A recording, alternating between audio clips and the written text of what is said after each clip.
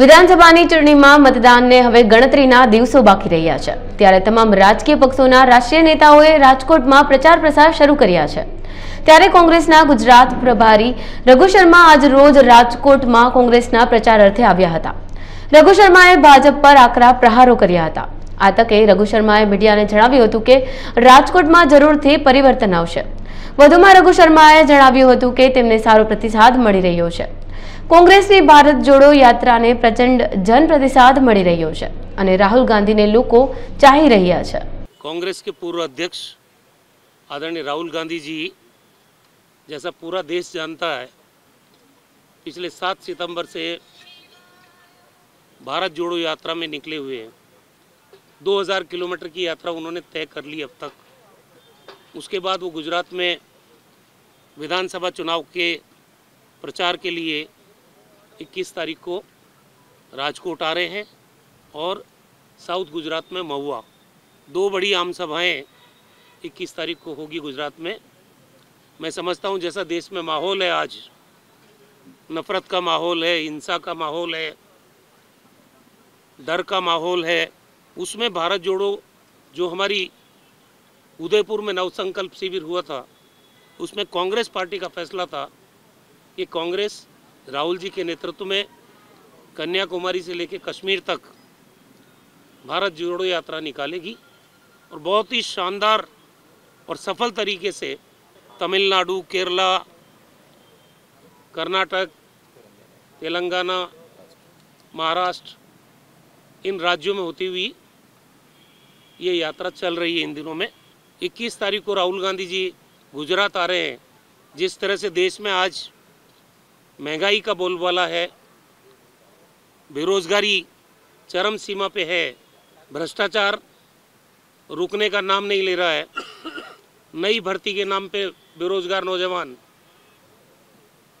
गुजरात में परेशान है। एक के बाद एक 22 पेपर लीक हुए हैं।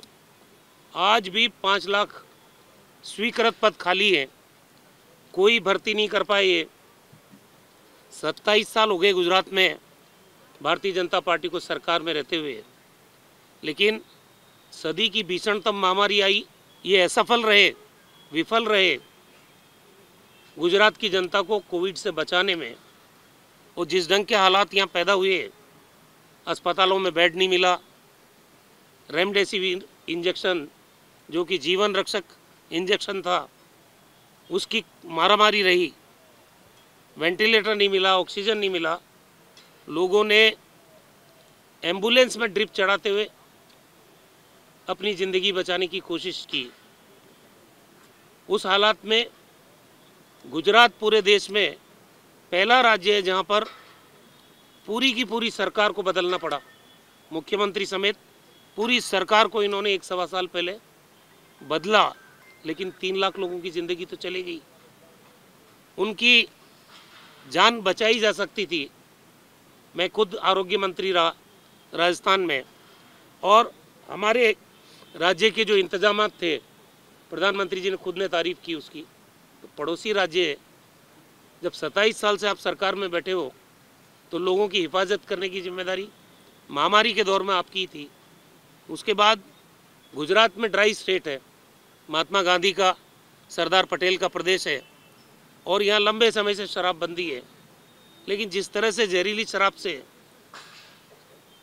70 लोग मारे गए बोटाड में, शराब आम बात है, आप डिलीवरी पे आप घर पे ले सकते हो। तो ये जो माफिया चल रहा है, इसके पीछे कौन है? सरकार के बिना संरक्षण के जहरीली शराब लोगों तक पहुंच कैसे गई? ड्रग ट्रैफिकिंग आप देख रहे हैं कि गुजरात में एक ही पोर्ट पे लगातार हर वीक हजारों करोड़ की ड्रग्स पकड़ी जा रही है। तो हर पेरेंट गुजरात का चिंतित है कि ये नशा का कारोबार जो हो रहा है वो कहीं उनकी युवा पीढ़ी, गुजरात की जो युवा पीढ़ी है, उसको गिरफ्त में ना ले ले। एक चिंता का विषय है पूरे गुजरात में। और अभी तो ताज़ा उदाहरण, क्योंकि भ्रष्टाचार बिना पैसे के गुजरात में कोई काम नहीं होता है, और उसका ताज़ा नमूना मोरबी की दुर्घटना है। अब इसकी 140-35 लोगों की जान चली गई, उसकी जिम्मेदारी आज भी किसी की नहीं है।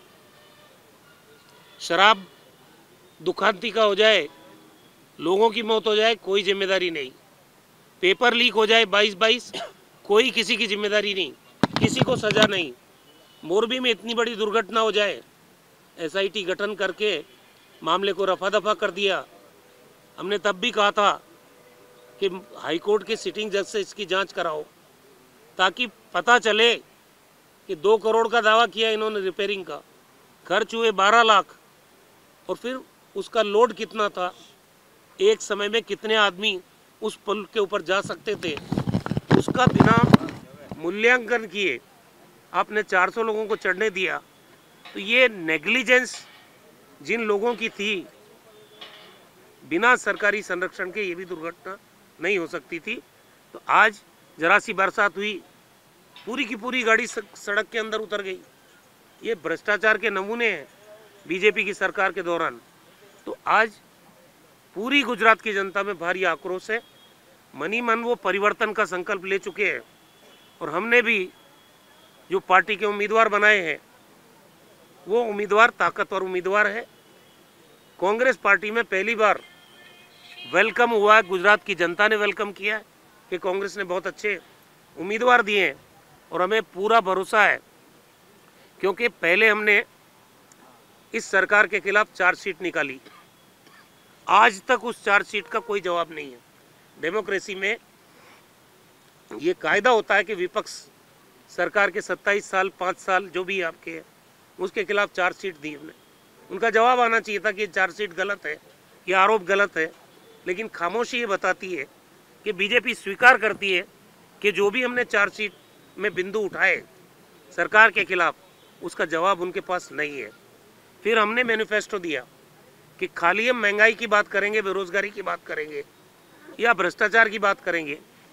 कांग्रेस अगर सरकार में आती है तो राहुल गांधी जी ने जो वचन दिए, 8 पहले दिए, 3 हमने उसमें जोड़े, वो 11 वचन अपने आप में महंगाई को कम करने का, बेरोजगारी को दूर करने का, भ्रष्टाचार पे अंकुश लगाने का और आम आदमी की ज़िंदगी में खुशहाली लाने का रोड मैप है, जो हमने अपने मैनिफेस्टो में भी शामिल किया है।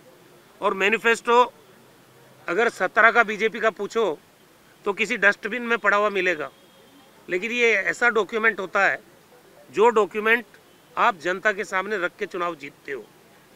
तो हमने उसकी सेंटिटी बरकरार रखने के लिए ये वायदा किया है कि पहली हमारी कैबिनेट होगी सरकार बनने के बाद, उसको कैबिनेट अडॉप्ट करेगी कि ये जो हमने वादे किए ये टाइम बाउंड मैनर में हम पूरा करेंगे, और वो सरकार की कार्यशैली का हिस्सा बनेंगे। कैबिनेट के बाद में वो चीफ सेक्रेटरी को जाएगा। तो क्लियर कट है कि कांग्रेस इस बार सरकार बना रही है।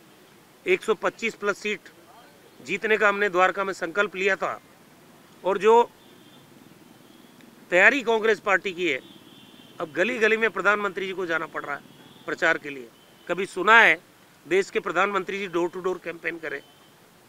10-10 दिन 1 महीने में रहे, गृह मंत्री जी 20 दिन यहाँ रहे, भारत सरकार के मंत्री JP नड्डा जी वो भी लंबे समय तक यहाँ रह रहे हैं। आखिर कुछ डर है उनके मन में? अगर वो सोचते कि गुजरात की जनता पे भरोसा है तो इतना चिंता करने की ज़रूरत नहीं थी। इसलिए मैं कह रहा हूँ, और ये जो पार्टी आई बीच में आम आदमी पार्टी, जिसको मैंने पहले ही कहा कि बी टीम है बीजेपी की, और वो बी टीम अब चले गई है, क्योंकि दिल्ली में म्यूनिसिपल कॉरपोरेशन के चुनाव हो रहे हैं। अब जैसे जैसे चुनाव परवान चढ़ रहा है, आम आदमी गायब हो रही है, क्योंकि धरातल पे उनका कुछ था ही नहीं। सिर्फ परसेप्शन की लड़ाई थी, वो मीडिया के माध्यम से बना सकते हो, पेड वर्कर्स के माध्यम से बना सकते हो, लेकिन सच्चाई कुछ है नहीं। जो वायदे वो पंजाब में और दिल्ली में पूरा नहीं कर पा रहे, वो यहाँ वायदे कर रहे हैं। हमने जो वायदे किए वो हमने छत्तीसगढ़ में भी पूरे किए, जहाँ हमारी सरकार है, राजस्थान में पूरे किए। आज अगर हम लोग 10 लाख रुपए का बीमा हर परिवार का हेल्थ कवरेज का करते हैं, तो सक्सेसफुली राजस्थान में हमने इम्प्लीमेंट किया है।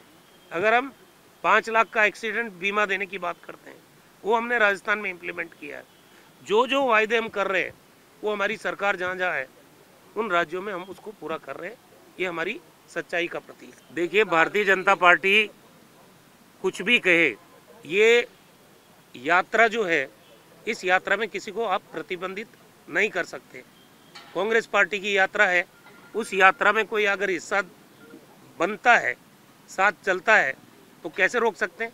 बीजेपी के पास कोई मुद्दा नहीं है। जो यात्रा का उद्देश्य है उसकी काट में महंगाई पे बात करे बीजेपी, नफरत पे बात करे बीजेपी, बेरोजगारी पे बात करे बीजेपी, जो देश के हालात हो गए, अर्थव्यवस्था औंधे मुँह गिर गई, इस पे बात करे बीजेपी। ये यात्रा इसलिए निकल रही है।